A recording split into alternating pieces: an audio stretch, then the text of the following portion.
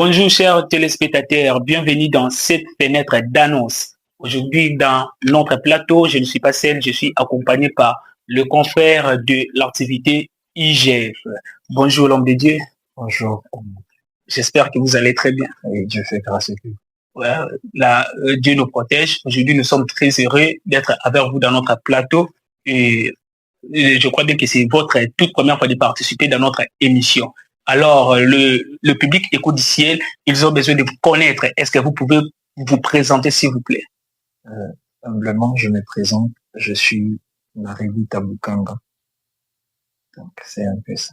Naredi Tabukanga. Waouh. Alors, un message pour le public Écho du ciel qui sont présents aujourd'hui en train de vous suivre.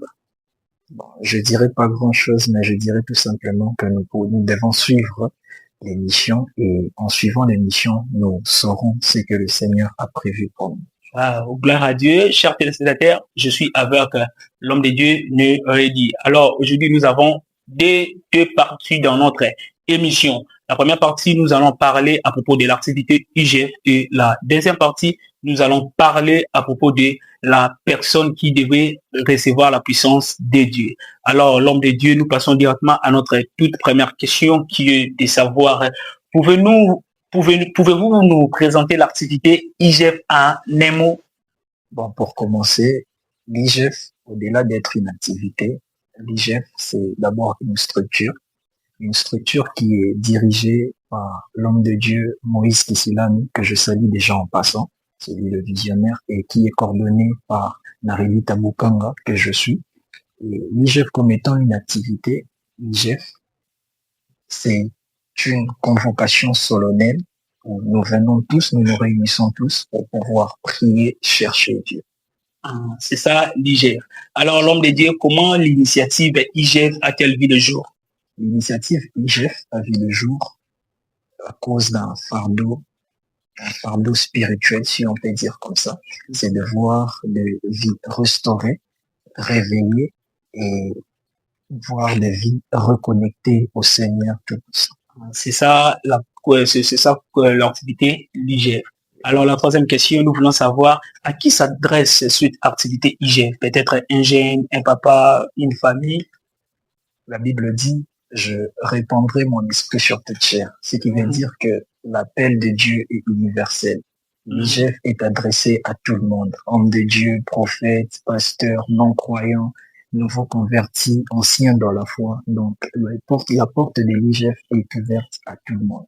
Tout le monde. Donc, peu importe l'âge, peu importe la génération. Exactement. Donc, vous êtes appelé dans cette activité IGF. Exactement. Donc, directement, on fait l'appel à tout le monde, que ce soit tu es papa, tu es maman, donc je ne sais pas ta génération, l'activité IGF est là pour vous, venons prier ensemble.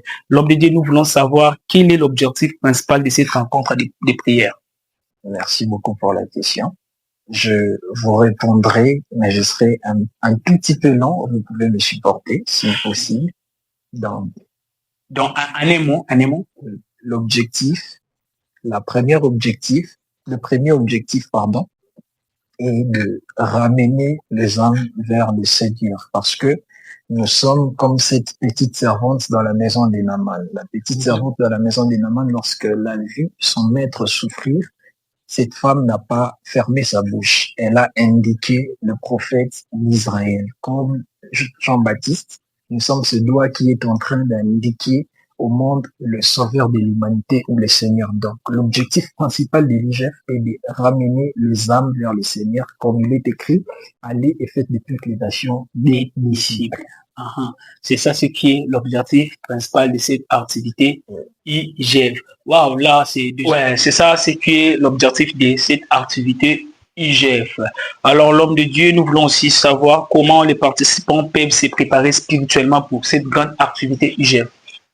Le participant peut se préparer dans la prière, parce que déjà dans la Bible, nous voyons que Jésus priait aussi, et donc les participants peuvent se préparer dans la prière d'abord, et après la prière, les participants doivent se préparer dans la méditation. Josué chapitre 1er, le verset 8.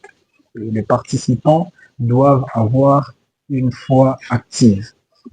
Pourquoi je le dis? Parce que Homme de Dieu, regardez, imaginez avec moi que nous allons tous à la boulangerie et une personne qui apporte un bassin et l'autre qui apporte un plateau, ils vont tous prendre du pain. Mais ça ne sera pas un même nombre de pain. Pourquoi? Ce n'est pas le problème du pain, mais c'est le problème de la chose que tu apportes pour recevoir ces pains. Donc, ce qui veut dire que si nous pouvons dire aux participants, nous allons dire aux participants de vraiment intensifier la soif. Car dans Luc chapitre 8, nous pouvons voir que la femme à la perte de sang, bien sûr, elle était un peu en péché, mais il y avait des gens qui cognaient déjà Jésus, il y avait des gens qui étaient tout près de Jésus. Et je crois même qu'il y avait des personnes qui étaient malades, il y avait des personnes qui souffraient vraiment. Mais toutes ces personnes était auprès de Jésus sans pour autant recevoir quelque chose venant de Jésus. Mais la femme, lorsqu'elle est venue, elle a touché le pan de la robe de Jésus, elle a reçu ce que les autres n'ont pas eu à recevoir. Donc, à tout celui qui veut participer, à tout celui qui veut venir dans l'IGF, il faut vraiment activer sa foi et sa foi. Wow. Alors, l'homme de Dieu, un message d'encouragement pour les participants de cette grande activité UGF. Si je peux dire, c'est que le Dieu de la Bible n'est pas mort, il est encore là, présent, en train d'agir. Venez, l'IGF, vous verrez la main de Dieu. Wow, la famille Écho du Ciel, l'IGF est là pour vous. Venons nombreux dans cette grande activité IGF, comme l'homme de Dieu vient de dire que le Dieu de la Bible est là pour vous. L'homme de Dieu, nous passons. Alors, quel fruit ou témoignage spirituel observez-vous déjà? Merci. Il y a beaucoup de témoignages, Il y a eu des vies qui ont été restaurées. Il y a même un frère qui était venu dans l'IGF, mais il était venu, il cherchait Dieu, mais il ne cherchait pas d'abord Dieu pour lui, il cherchait Dieu pour son père qui était à la maison, qui était souffrant vraiment. Et lorsqu'il est rentré à la maison, il a trouvé la grâce de Dieu, il a rencontré le Seigneur Jésus car son père a été guéri. Il y a eu des kystes qui ont disparu, il y a eu beaucoup de choses qui se sont passées, il y a eu des douleurs qui ont disparu, mais à l'instant même, lorsque les gens étaient en train de prier, il y a d'autres personnes qui ont vu la main de Dieu. Oh, donc si je comprends bien, dans l'IGF vraiment, ce n'est pas, on dit quoi? Ce n'est pas une théorie, mais c'est juste une pratique. Oui. Wow. Donc, les maladies, il y aura des miracles qui doivent s'opérer les jours-là. Exactement. Aussi les miracles qui accompagnent. Oh, donc directement, on fait l'appel à toute personne qui veut vivre les miracles de venir participer à cette activité IGF. Parce qu'il y aura des miracles, peu importe ta maladie, peu importe, je ne sais pas. Venez dans cette activité IGF et il y aura le miracle. L'homme de Dieu, quel message lancerez-vous à ceux qui hésitent encore pour venir? J'aimerais dire ceci. Des fois, il faut savoir faire comme la femme à la perte des sangs. Je ne peux pas vous dire grand-chose, mais ce que je peux simplement vous dire, c'est que Dieu n'a pas changé. Et il y a des fois où les activités ne se ressemblent pas. Il y a des fois où le moment ne se ressemble pas. Peut-être ce que Dieu a prévu de faire pour toi ce jour-là, ça ne se répétera plus jamais. Donc, il faut saisir les opportunités lorsqu'elles se présentent. La femme à la perte des sangs n'a pas attendu le retour de Jésus. Juste quand elle a vu Jésus partir, elle s'est précipitée pour pouvoir toucher le pan de sa robe et recevoir son miracle. Donc, l'activité IGF, on peut dire que c'est pour les violents. Oui, c'est pour les violents, quand même le royaume des cieux. Donc, il faut être un violent pour bénéficier dans cette activité. Le voilà, chers téléspectateurs, c'était là notre première partie de cette grande activité, de cette grande émission. Et je crois bien que après ces morceaux de la publicité, on reviendra pour notre toute deuxième partie. Nous vous reviendrons à bientôt. Merci. Salut tout le monde, ici présent le directeur général de la chaîne Écho du Ciel. Alors, nous disposons des services de la couverture médiatique dans toutes vos activités ainsi vos publicités. Et alors, nous serons là afin de vous rendre service au plus vite possible. Alors, soyez confiants à notre service et à notre chaîne. Merci. Le voilà, chers téléspectateurs, nous sommes de retour dans notre plateau, toujours avec nos frères de l'IGF. Alors, nous allons directement étamer notre deuxième partie qui est intitulée « À celui qui veut vivre la puissance de Dieu ». L'homme de Dieu, j'espère qu'il y aura de bonnes choses à parler. Hein?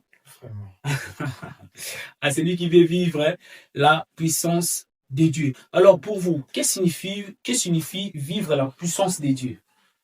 Merci. Vivre la puissance de Dieu, ce n'est pas d'abord voir le miracle, mais vivre la puissance de Dieu, c'est devenir une vie par laquelle le Seigneur peut passer pour pouvoir manifester sa toute-puissance. Alors, l'homme de Dieu, j'aimerais soulever quelque chose qui est très important, la différence entre le miracle et la puissance. La différence entre le miracle et la puissance. Merci.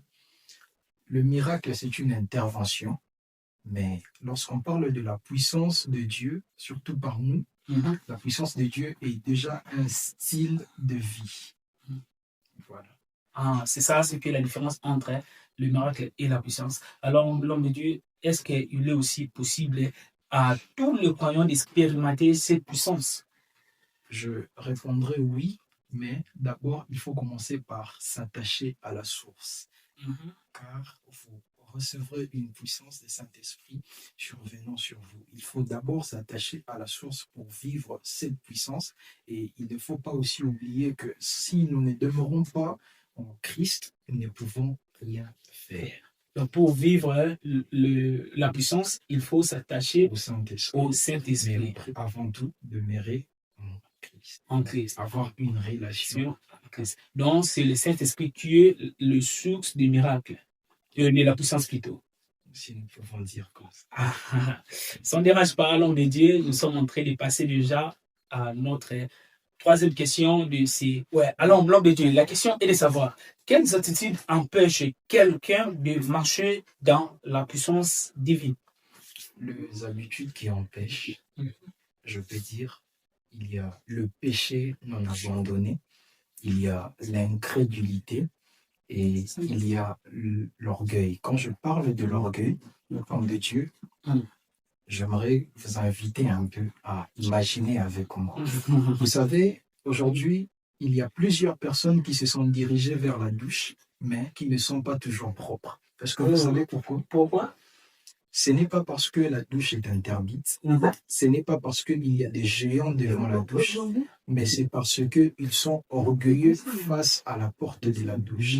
Homme de Dieu, imaginez avec moi, si vous faites ces tailles et que la porte de la douche est là, si réellement vous voulez vous laver, qu'est-ce que vous allez faire? On va s'incliner et puis on entre. Exactement. Donc, vous allez vous incliner et puis entrer et ensuite vous laver. Et c'est ça le problème aujourd'hui dans l'Église. Donc, nous voulons vivre la puissance, nous voulons devenir des instruments par lesquels le Seigneur sera en train de manifester sa puissance, mais nous avons un problème. C'est que nous ne voulons pas nous incliner face à la porte de la douche. Car Jacob n'était qu'un berger. Mais de lui pouvait sortir la royauté et le sacerdoce. Donc, si nous voulons vivre la puissance de Dieu, s'il y a des attitudes à éviter, c'est l'orgueil. Parce que, supportez-moi un peu, parce que vous m'avez un peu provoqué chez moi. Donc, supportez-moi un peu. Je peux dire que la porte de la douche ne va jamais grandir, mais c'est à vous de descendre. Et quand on parle d'éviter l'orgueil, c'est que nous vous envoyons à aimer l'humilité. Quand on parle d'aimer l'humilité, nous aimons l'humilité comme notre Seigneur Jésus-Christ. Et qu'est-ce que Seigneur Jésus-Christ dit dans Matthieu chapitre 18, le verset 15? Là-bas, nous allons voir que le Seigneur est en train de nous dire que si ton frère a péché, là je suis en train de paraphraser, si ton frère a péché ou t'a offensé, c'est à toi d'aller vers lui. Donc, c'est déjà une image de l'humilité, car si tu pars vers ton frère, tu montres déjà une preuve de l'humilité. Lorsque le Seigneur est en train de dire cela, s'il y avait un Congolais, le Congolais dira, la charité bien ordonnée commence par soi-même. Moi, j'aimerais dire ceci, que c'est que le Seigneur Jésus était en train de dire, c'est quelque chose que lui-même, il a déjà eu à faire. Pourquoi je suis en train de le dire? Pourquoi l'homme? Parce que vous allez remarquer avec moi que le monde, l'humanité était représentée par un seul homme qu'on appelait Adam. L'humanité était représentée par un seul homme qu'on appelait Adam. Et lorsque Adam a eu à pécher, vous allez voir même dans la Bible que lorsque le Seigneur descendait pour visiter ou bien pour parcourir le jardin, Adam était allé se cacher parce qu'il savait qu'il allait à faire du mal. Mais vous allez remarquer avec moi que si nous allons dans Jean chapitre 1er, le verset 1er ou jusqu'au 14e verset, vous allez voir que au commencement était la parole était avec Dieu, la parole était avec Dieu. Et la Bible dit que la parole a été faite chair. Lorsque Jésus dit qu'il faut aller vers son frère, malgré que celui qui t'a offensé, c'est lui-même le Seigneur Jésus qui est descendu, qui est venu pour pouvoir réparer, pour pouvoir réconcilier l'humanité avec lui-même. Mais lorsque je suis en train de le dire, il y a d'autres personnes qui resteront ignorants sur ces points. Je parle de quel point? Je parle du point où, malgré que tu le feras, tu dois savoir que tu seras persécuté. Parce que même le Seigneur Jésus, lorsqu'il est descendu sur la terre, il a été persécuté. Vous pouvez voir avec moi qu'il a été crucifié. Mais c'est que j'aime ce point homme de Dieu. Lorsque le Seigneur a été crucifié, on lui a blessé, on lui a percé le côte. Lorsqu'on a percé le côte du Seigneur, j'aime ce qui est sorti du Seigneur Jésus. Ce qui est sorti du Seigneur Jésus, c'était l'eau et le sang. Or, si nous allons scientifiquement parlant, sans l'eau et le sang, tu ne peux pas vivre. Si tu n'as pas l'eau et le sang dans le corps, tu ne peux pas vivre. Donc, ce qui veut dire que ce qui sortait du Seigneur Jésus, c'était la vie. Oh, est-ce que je peux continuer? ouais, continuez, non, nous sommes... Mais n'oubliez pas, nous sommes dans un plateau parce qu'il y a plusieurs personnes qui sont en train de vous suivre maintenant. Donc, il faut être un peu bref parce que, ouais, il faut être bref. Merci. Donc, ce qui sortait du Seigneur Jésus-Christ, c'est l'eau et le sang. Nous sommes en train de parler à celui qui doit vivre la puissance de Dieu. Toutes ces choses, c'est pour celui qui doit vivre la puissance de Dieu. Tu dois savoir que tu seras persécuté, mais n'ouvre pas ta bouche pour maudire, car il est écrit à moi la vengeance. Donc, laisse-la. Ouais, d'accord, l'homme de Dieu, nous voulons aussi savoir, pouvez-vous partager un moment où vous avez ressenti la puissance de Dieu agir dans votre vie? Merci. Dans ma vie, j'ai eu à vivre la puissance de Dieu de plusieurs manières, mais il y a un que je peux partager avec vous. Ça me dérange pas. Il y a un moment où j'étais vraiment malade. Je pense bien que c'était en 2025, au mois d'avril, comme ça, entre mars et avril, j'étais vraiment, vraiment malade. Quand je dis j'étais vraiment malade, c'était vraiment malade. Et je me posais des questions, parce que lorsqu'on souffre, on se pose toujours des questions. Seigneur, mais qu'est-ce qui ne va pas? Même Job dans la Bible s'est posé des questions. Il a eu à se poser des questions. Mais je me posais des questions. Des fois aussi, je pleurais. Mais la grâce de Dieu m'a localisé et j'ai vu la puissance de Dieu. J'ai été totalement restauré sans grâce. Et me voici aujourd'hui devant vous. Ouais, non, mais Dieu, un conseil pour notre public. S'il y a un conseil que j'aimerais donner à celui qui doit vivre la puissance de Dieu, c'est que j'aimerais dire à cette personne de ne pas être pressé, de rester dans la persévérance, car Dieu agit de sa manière. Il y a des fois où tu vois comme si il n'y a rien qui se passe, et pourtant qu'à l'intérieur, le Seigneur est en train de forger ou en train de construire. Ah, merci beaucoup, l'homme de Dieu. Alors, comment cette puissance transforme-t-elle la vie d'une personne au quotidien? Merci. Cette puissance transforme la vie d'une personne. Donc, déjà, la personne deviendra à l'aise, si on peut dire comme ça. Cette personne aura une paix intérieure. Cette personne sera restaurée. Il y aura des cicatrices il y aura des plaies qui seront guéries ou cicatrisées. Il y aura beaucoup de choses qui se passeront dans la vie. Ouais, merci beaucoup, l'homme de Dieu. Alors, quel conseil donnerez-vous à ceux qui veulent vivre pleinement cette puissance malgré les obstacles? Malgré les obstacles, ce que je peux dire, c'est de ne pas regarder d'abord les obstacles, c'est d'abord d'aller de l'avant. Parce que si tu te mets à regarder les obstacles, tu ne feras rien de la vie. Car si Christ reculait face à l'obstacle de la croix, mais aujourd'hui, il n'aurait pas reçu le nom au-dessus de tout. Donc, ce que je peux dire, c'est qu'il faut avancer, il faut avoir les yeux de l'aigle. Il faut avoir les yeux de l'aigle. Waouh! Alors, l'homme de Dieu, quelle est la différence entre attendre un miracle et marcher dans la puissance de Dieu? Si je peux répondre à cette question, je dirais déjà, un miracle, c'est une intervention. Le miracle, c'est une intervention. Mais marcher dans la puissance de Dieu, c'est toute une vie. C'est un style de vie que nous devons adapter. Voilà. C'est ça, c'est que la différence. Ouais, merci beaucoup. Alors, pour clore à notre émission d'aujourd'hui, on veut savoir quel message d'encouragement adresserez-vous à ceux qui veulent devenir des instruments vivants de cette puissance? S'il y a bel et bien quelque chose que je peux dire, c'est que à celui qui doit vivre la puissance de Dieu, ou à celui qui veut devenir un instrument de la puissance de Dieu, il faut d'abord commencer par être disponible ou disposé. Comme Ésaïe dit, me voici, envoie-moi. Parce que déjà, si tu n'es pas disponible, ça sera tellement difficile pour toi de vivre la main de Dieu. Car même celui qui a reçu le nom au-dessus de tout nom a commencé d'abord par être disponible. On dit souvent en lingala que mono batindara mingi azamwana o aliaka pepe. Le problème est qu'aujourd'hui, nous voulons vivre la puissance de Dieu, nous voulons vivre la main de Dieu, mais nous ne sommes pas disponibles, nous ne répondons pas présents lorsque le Seigneur nous appelle. Il faut répondre présent comme Ésaïe, il faut répondre présent comme Samuel. C'est ça. Oui, merci beaucoup, l'homme de Dieu, d'avoir répondu à toutes nos questions. Je crois bien que nous sommes déjà à la fin de notre édition d'aujourd'hui. Nous vous remercions, l'homme de Dieu, d'avoir accepté notre invitation de passer dans notre plateau. Merci. Alors, pour clôturer, nous voulons aussi savoir si vous avez quelque chose à nous dire ou à dire dans notre plateau avant de clôturer cette émission.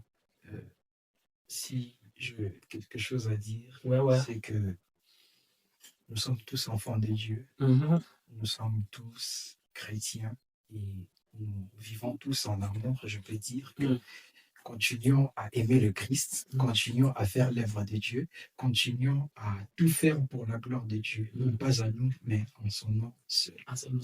Ouais, merci beaucoup, l'homme de Dieu. Le voilà, nous sommes arrivés à la fin de notre émission et nous bénissons nos confrères de l'activité IGF pour cette collaboration. L'homme de Dieu, pour clôturer, vous pouvez aussi dédier cette émission à quelques personnes. Merci.